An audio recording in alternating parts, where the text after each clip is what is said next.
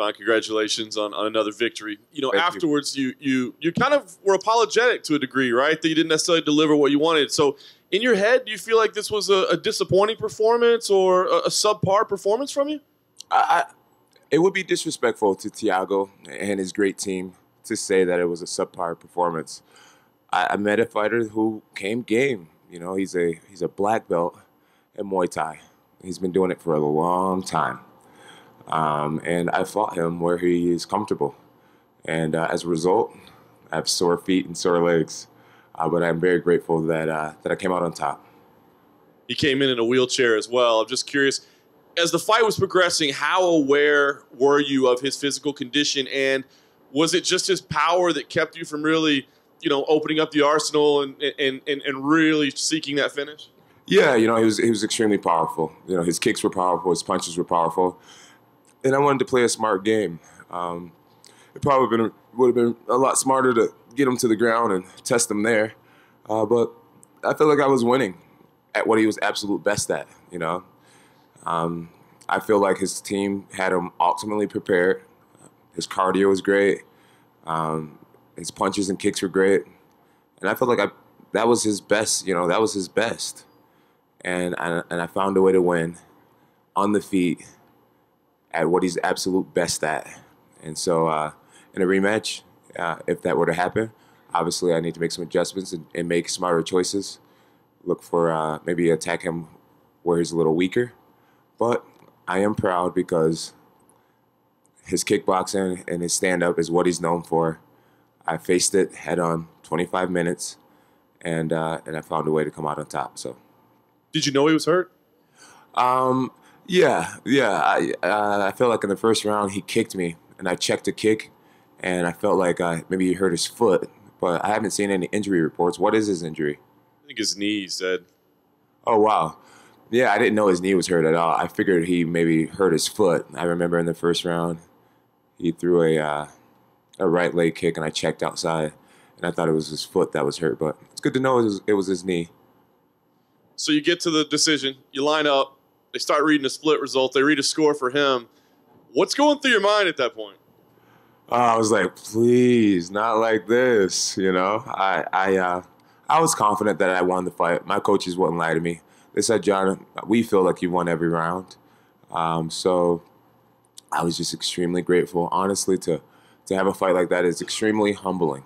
It drives me to study more, work harder, and take the game even more seriously. It was a good warning for me tonight.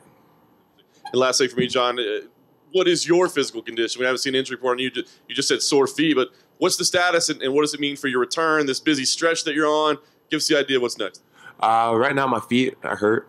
Both shins are swollen, but nothing's injured.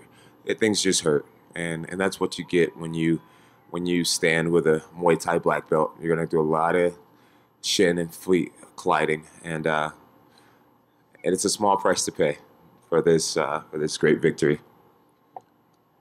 Jon, I know before coming out here, we had talked, and you were talking about how powerful he was. Did he exceed your expectations? Yeah, he did. Honestly, I would have to say he's the most powerful guy I've ever fought. I blocked almost all of his face punches. I think maybe 2 of them actually landed on me. And boy, he knocked my mouthpiece out.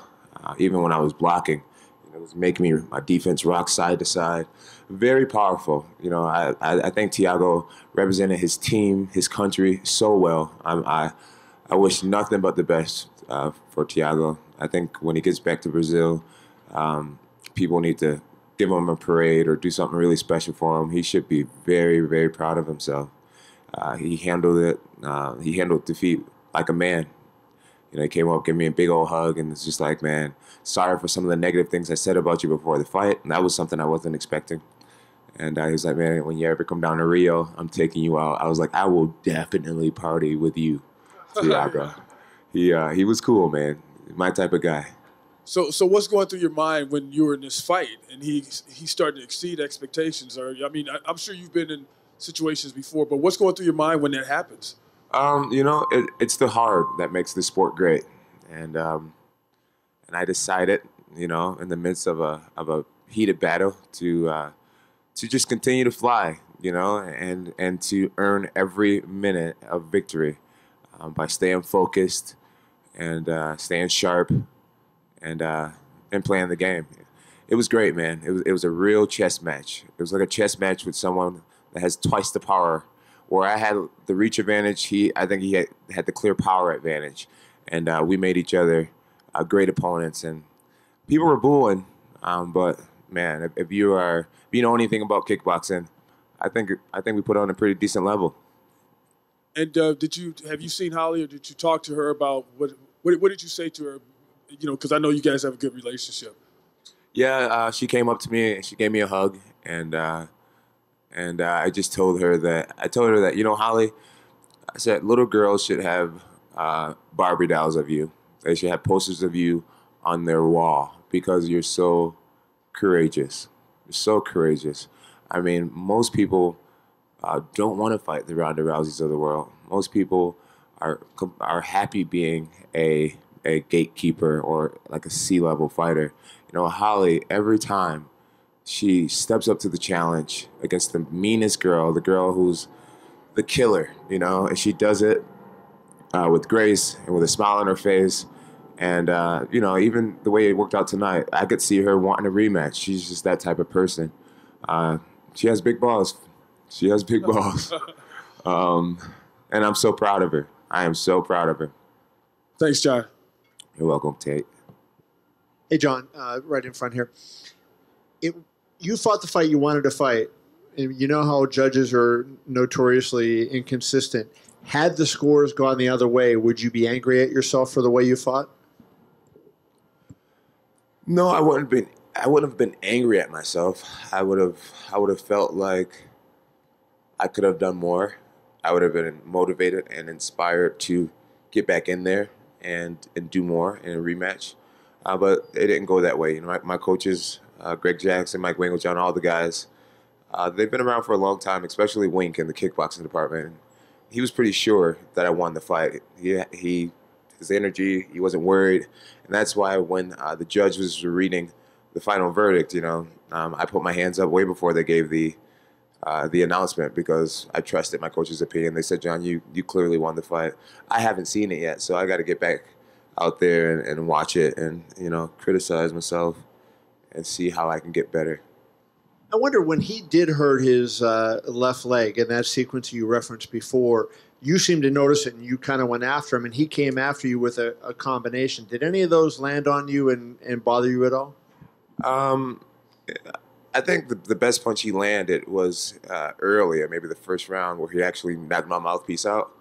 Outside of that, I will have to watch the fight very closely, but I felt like I blocked the majority of his punches. He showed a little bit of a weakness in my defense with some of the leg kicks. But as far as my instincts, when someone's throwing punches at me, I feel like, they're not the most technical, bobbing and weaving or what, but I do make people miss. I'm curious about your lack of combinations. I mean, was it because he was so powerful? Like, you didn't throw a ton of combinations, it didn't seem like. Kevin. What do you think you did? I felt like, no, I didn't throw a lot of combinations. You're right. I just felt like I played it smart. It was very humbling for me. I felt like I played it smart. At the end of the day, I think it means a lot to my team that they have a champion. And you're not going to always look incredibly impressive, especially against a warrior, mighty warrior like Thiago. So just the win, I'm super satisfied with, really. Yeah, I'm really excited about that win. And last thing for me, I know you got to get healthy before you start thinking about what's next, but obviously there's a big fight next month. Would you fight the winner if they showed you the money? Absolutely. Me and Daniel, we're both speaking the same thing. It's going to be a super fight, and the only reason why it hasn't happened is because of, I think, UFC scheduling. When the UFC is ready for the fight, they know they have two guys who are willing and able, and they'll approach us, and they'll just say, hey, this is what you guys are going to get paid, and and I'm sure me and Daniel will be happy. And if Stipe were to win, would you be willing to fight him as well? Yeah, absolutely. I'd be willing to fight Stipe as well. I would rather fight Daniel because I feel like I have his recipe. But I fight Stipe too. But really, man, to be honest with you, Kevin, my passion is at the light heavyweight division. There's so many guys. There's so many guys that are coming up right now, and so much work to be done still. You know, a lot of people always say, John, you've cleared the division, and I don't look at it that way. I mean, Johnny Walker, are you impressed with him? I'm impressed by all the fighters. There's so many guys, man. I think with Johnny, you know, if I got to see him face a guy who was ranked top 5 in the world, and he was able to do what he's been doing, I'd be a lot more impressed. But, you know, I feel like if you gave me the level of competition he was fighting, you'd see some pretty impressive things, you know. So it's just hard to see how great this guy really is when he's facing the level of competition he's facing. Congrats, thank you. Thank you, Kevin Aioli. You're welcome, Jon Jones. My man.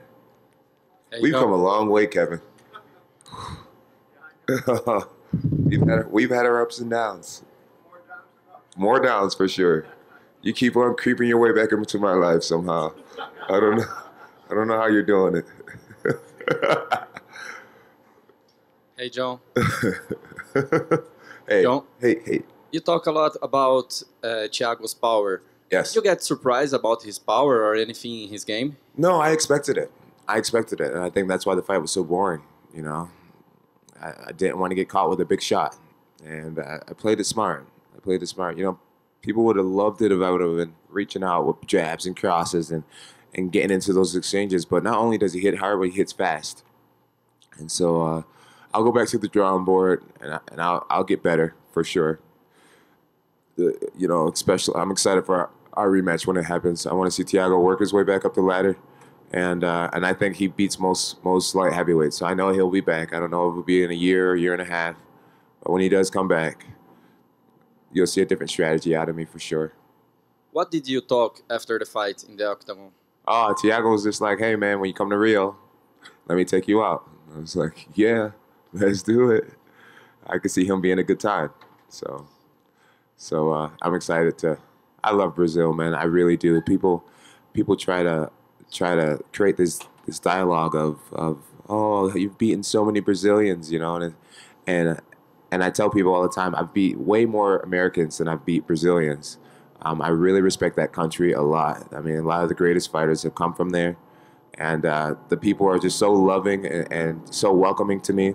I think they respect me a lot, and yeah, much love for Brazil. Do you want to fight in Brazil? I would love to fight in Brazil. I really would, but not against the Brazilian. I think they say something like, I'm like, hey, yeah, I can't say it. That means you will die, and I don't want to die. So yeah, I'll fight anyone else but a Brazilian in Brazil. Make it happen, guys. We just had Amanda here, and she considers herself as the best female fighter of all time. What do you think about that? And do you consider yourself as the greatest fighter of all time? I do, in fact, think Amanda is the GOAT. But at the same time, Holly Holm was so close to being the GOAT. I mean, if Holly would have won this fight tonight, I think she would have been unquestionably the greatest female fighter of all time.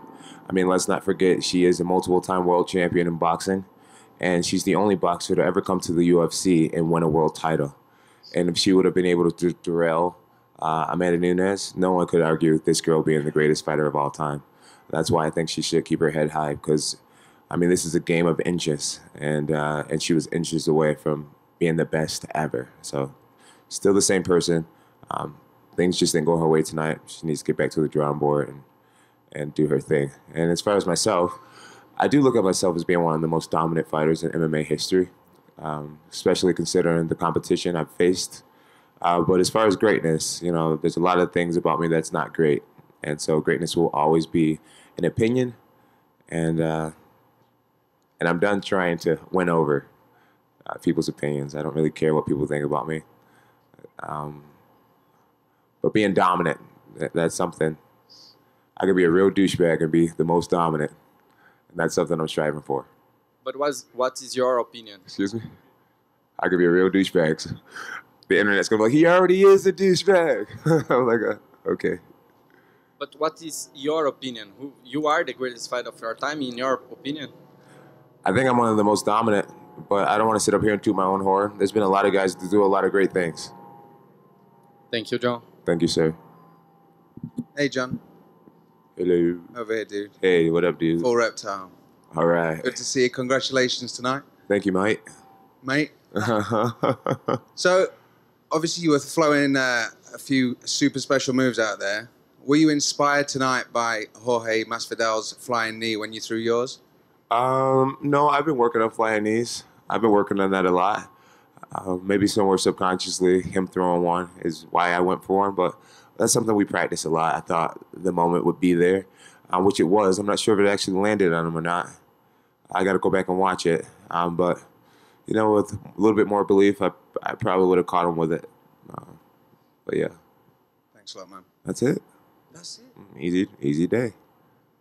John, one question, right? Yes, sir. I spoke with you in LA at the media day, and I spoke with your coach, Greg Jackson, at media day here, and you both used the phrase, the unexpected becomes expected when preparing for Thiago Santos. After spending 25 minutes with him, did that statement become true in your mind? Yeah, absolutely. We expected some capoeira techniques, which is very unexpected for most people.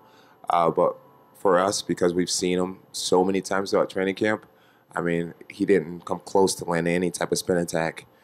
They looked, I felt like we saw it coming from a mile away. And I think that's one of his greatest gifts is that unpredictability. He's not as unpredictable as people think. You just got to study a little bit more. And, yeah. All right, John, congratulations on the win. Thank you, sir. So first I wanted to ask you, Amanda Nunes at the LA Media Day was very open about how you two sharing a card has always been something she's looked forward to, and talked about how good of a relationship you two have. And obviously with your friendship with Holly Holm, did this provide any awkward moments for you, being so close to both? Well, I do have great respect for Amanda Nunes. I am a fan of greatness. I'm not a big fan of teams, but I love great individuals. I love Tom Brady, LeBron James, I love people, Jordan. I love people, Anderson Silva. A lot of people like to see great people fall. I don't. I'm really a big fan of greatness. But there was no way, shape, or form was I rooting for Amanda tonight. Holly is a very dear friend of mine. I mean, she sold me my last house. You know what I mean? My daughters look up to her. She's friends with my fiance. It was weird, yeah, because Amanda, she told me, she said, you remember when we were in New York and you had your belt in the air and I reached over and I touched your belt? And I was just like, yeah, I remember. She was just like, I felt like you put like a lot of good energy on me and into me, and I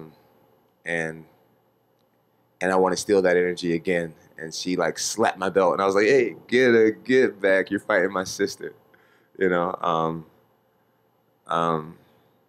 Yeah, it was just weird, man. It was just weird. I really wanted Holly to do it. I do respect Amanda a lot, and I'm honored to fight in the same era as her. But tonight was it wasn't bittersweet. It was just bitter for me to watch my sister go down. And last one from me, just out of morbid curiosity, what was going through your mind when you did that jumping side kick? Looked like you were aiming for Thiago Santos's knee. Oh man. Well, my coach teaches us to be malicious. This is combat. And at the end of the day, Thiago was trying to break my jaw tonight. He was trying to give me brain damage tonight. He was trying to, take some years off my brain. And so this is a very malicious game. And if a guy can give you a stutter for the rest of your life or memory loss, I think an even trade-off is to give him a limp for the rest of his life. That's just the game we play. Thank you. Mm-hmm. John, you've won in so many creative ways throughout your career, and you come from a football family, and I wondered if the influence of them, maybe you could say that in football they say defense wins championships. Do you think you would sum up tonight in that way? Yeah. I think what worked against me is I've been working with a coach, Frank, and he sacrificed his body over the course of this camp. Shout out to you, Frank Lester. And he comes and he spars with me every practice, and I feel like he's helped me with my defense tremendously. My gift back to him is not to counter him with strikes or punch him in the face, because he's such a good partner. Just blocking his shots makes me happy enough. And tonight, I found myself out there playing this game that I've been doing all camp, which is just making sure I'm not getting hit, and instead of countering back right away or going to the offense. So it was a lesson learned for me. I need to not only be sure to be just out of reach of punches and strikes, but I need to be retaliating. I got to get back to punching my teammates in the face. So yeah, defense did win a championship tonight, and some good offense too, though. I appreciate it. Thank you, and congratulations again. Man, you got a great voice for radio. I'll have to get into it someday. Yeah, listen to you. I appreciate it. Kind of like a Howard Stern sound. You think? I don't know. Well, I can't put my finger on it. All right. Well, you can come on the show, and then you can we'll do a little expose on that. Fair enough. We'll do a little Howard Cosell. Hello, everyone. Howard Cosell. There you go. Jon Jones. Hey, you know you got the gift. Use that thing. Definitely not a face for TV. Sorry. Sitcom. Hey, Jon. Jon Santos, Eagle Broadcasting. Congratulations on the win. You mentioned that you knew of Thiago's skill being a black belt in Muay Thai. Was it your original game plan to stick to standing up, or were you tempted to take him down at any point in the game? Honestly, man, I think my pride was a little intact. I felt like if I were to be the one to shoot, that would mean he was winning in the kickboxing department. I think I could be honest enough to say that. I think my pride was intact. It was a very challenging match on the feet. And I didn't want to give him the satisfaction of having to take him down. And so I stood there and I stayed ultra focused for 25 minutes straight to avoid those powerful shots and land my own. And I won at where he's strong. I'm not too worried about a rematch because I know there's a whole different can of worms I could have opened, and they were never opened. I don't think I even attempted to shoot on him. And I'm curious what will happen when I do shoot on him the next time. Is that going to be something like your MO for future fights, maybe, that whatever strength your opponent has, is that what you're going to study and focus on doing? Yeah, I feel like a challenge for you. Yeah, for sure. I feel like I've been doing that for a long time. Just trying to fight the guys that wear their best. I'm here for it to be hard. I want good challenges. And every time I go through crazy battles, I learn a lot about myself. I learn where I'm weak. I learn where I need to improve. Tonight, I'm going to watch this fight probably 8 times, and I want to figure out how other light heavyweights are looking at me right now. And I'm going to be my own biggest critic, and I'm going to try to be better. Appreciate it, man. Thank you. Thank you, guys. Man, I know some people brought tickets to my after party. I think I may go do that. Maybe we can do 2 more questions. Anybody have any good ones? Jon, quickly, you over here. You talked about sticking to your game plan. You heard the crowd booing. Was there any point you were tempted to deviate from that game plan? Say, okay, I'm going to get more aggressive because I hear what the fans are saying. No. It doesn't feel good to be booed, but not many people know what it feels like to be in there.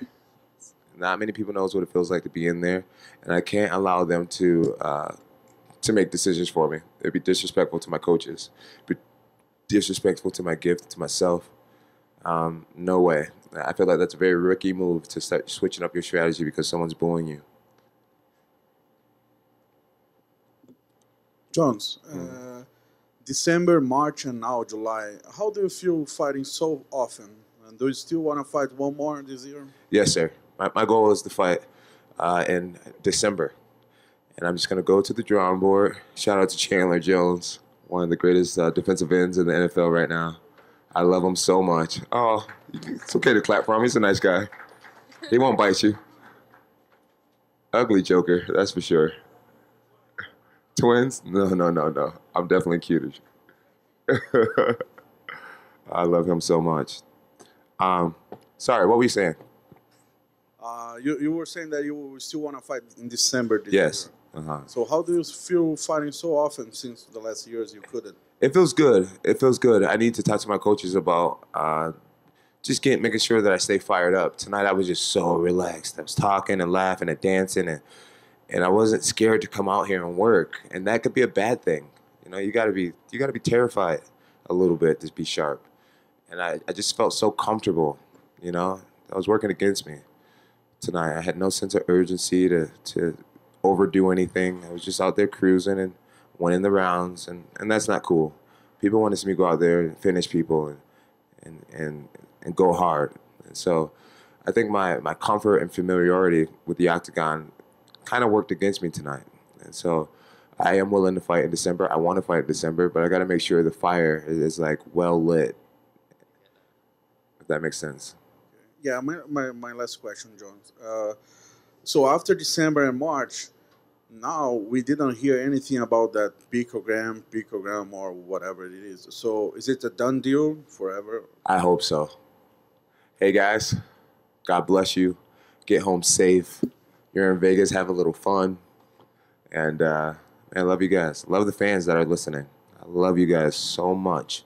Thank you for the support. It means everything. You are my motivation. And God is good. Jesus is number one.